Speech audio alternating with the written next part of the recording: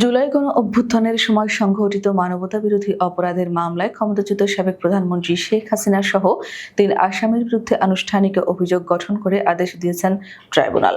বৃহস্পতিবার বিচারপতি মোহাম্মদ গোলাম মুর্তুজা মজুমদারের নেতৃত্বাধীন ৩ সদস্যের আন্তর্জাতিক অপরাধ ট্রাইব্যুনাল এই আদেশ দেন। অন্য আসামিরা হলেন সাবেক স্বরাষ্ট্রমন্ত্রী আসাদুজ্জামান খান কামাল ও সাবেক পুলিশ মহাপরিদর্শক চৌধুরী আব্দুল্লাহ আল মামুন। এর মধ্যে শুধুমাত্র সাবেক পুলিশ মহাপরিদর্শক গ্রেফতার রয়েছেন। এর মাধ্যমে তাদের বিরুদ্ধে আনুষ্ঠানিক বিচার শুরু হলো। এর আগে গত ৭ জুলাই ২০২৪ সালের জুলাইয়ে গণ অভ্যুত্থানের সময় সংঘটিত মানবতাবিরোধী অপরাধের মামলায় হাসিনা সহ ৩ আসামির বিরুদ্ধে আনুষ্ঠানিক অভিযোগ গঠন বিষয়ে আদেশের জন্য আজকের তারিখ ধার্য করা হয়। মামলায় হাসিনার পাশাপাশি আসাদুজ্জামান খান কামাল ও চৌধুরী আব্দুল্লাহ আল মামুন আসামিদের মধ্যে হাসিনা ও আসাদুজ্জামান খান পলাতক। তাদের পক্ষে আমির হোসেন রাষ্ট্রনিযুক্ত আইনজীবী।